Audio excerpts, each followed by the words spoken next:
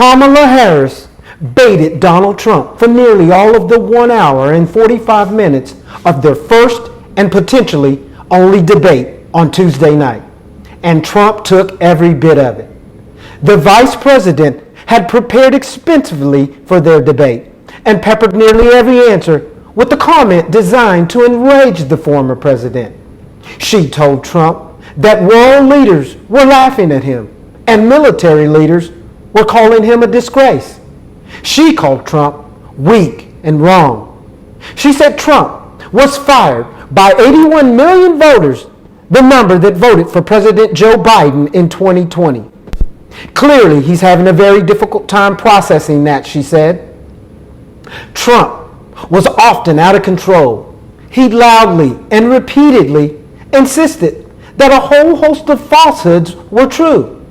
The former president repeated lies about widespread fraud in the 2020 election.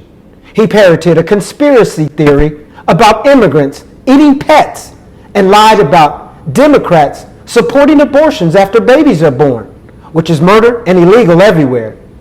He painted a dire picture of the United States, reminiscent of the American carnage he'd warned of when he was inaugurated in 2017. We have a nation that is dying, Trump said Tuesday night. As the debate ended, Harris got another boost. Musician and pop culture icon Taylor Swift posted on Instagram that she was backing the Democratic ticket. She signed her post, Taylor Swift, Childless Cat Lady, a reference to controversial comments by Trump's running mate, Ohio Senator J.D. Vance, that have alienated many women. When we come back, a musical legend has died. Frankie Beverly, who with his band Maze gave the world an anthem that will forever be tied to cookouts and good times, died on Tuesday, his family announced. He was 77. Beverly's family posted a statement on the band's social media account, which began, "Grieving the loss of a loved one is a deeply personal and emotional experience. During this time, as we are navigating feelings of sorrow, reflection, and remembrance, we kindly ask for privacy and understanding, allowing us the space to grieve in our own way." Their statement continued, "This period is one of healing, and your respect for our need for solitude is appreciated as we honor the memory of our beloved Howard Stanley Beverly, known to the world as Frankie Beverly." The family went on to write, "He lived his life with pure soul, as one would say, and for us, no one did it better." Born in Philadelphia, Beverly got his start in music early, performing as a soloist in church while growing up in the East Germantown section of the city.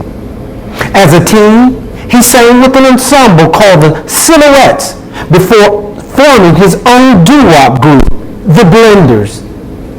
Legend has it that Beverly changed his first name to Frankie for the stage in homage to singer Frankie Lyman, who found fame singing doo-wop as a part of the group Frankie Lyman and the Teenagers. In 1970, Beverly founded the group Maze, which was originally known as Raw Soul. Their mix of soul, funk, and R&B reportedly captured the attention of legendary singer Marvin Gaye, who invited them to tour with him as his opening act. It would open the door for years of hits and success for Beverly and the band, with his hits like Joy and Pain, Golden Time of Day, We Are One, Happy Feelings, and the song touted as the unofficial theme of summer and any gathering of people who have come to party before I Let Go, according to the band's site. Before I Let Go became such a staple in the black community that Beyoncé covered it for her 2019 concert film Homecoming.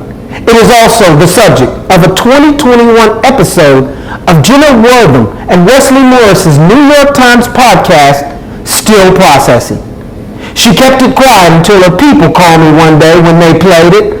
I was blown away. Verily said about the Beyonce rendition, "This is one of the high points of my life."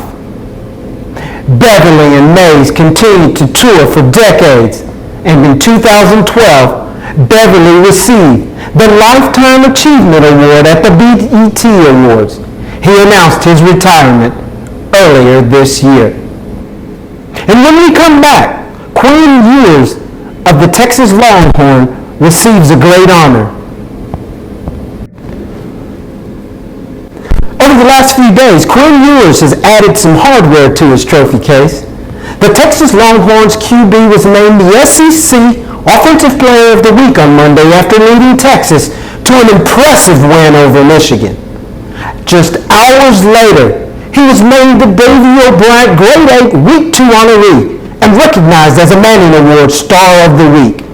Against the Wolverines, the talented junior completed 24 of 36 passing attempts for 246 yards and added 3 touchdown passes to his resume. While Ewers' play was one of the main storylines, Texas continued to show they could beat top 10 teams away from Darrell K. Rowe Texas Memorial Stadium. Last season, they beat Alabama on the road.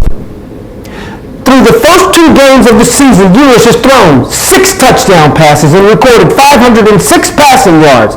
He's done an excellent job taking care of the football, only throwing 1 interception. With him under the center, the Texas offense has been hard to stop.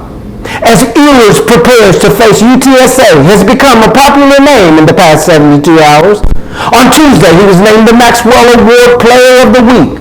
While fans in Austin have come to expect excellent play from Ewers, the rest of the college football world is starting to take notice. During the first month of the season, it has been hard to ignore how good Ewers has been. After months of frustration in trying to work out a new contract for Dak Prescott, the Dallas Cowboys finally found a way to extend the All-Pro quarterback just hours before their Week 1 win in Cleveland.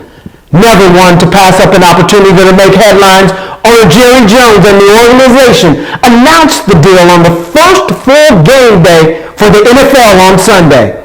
The contract is an eye-opening one as expected, as one of the league's top signal callers who have reached the final year of his current deal.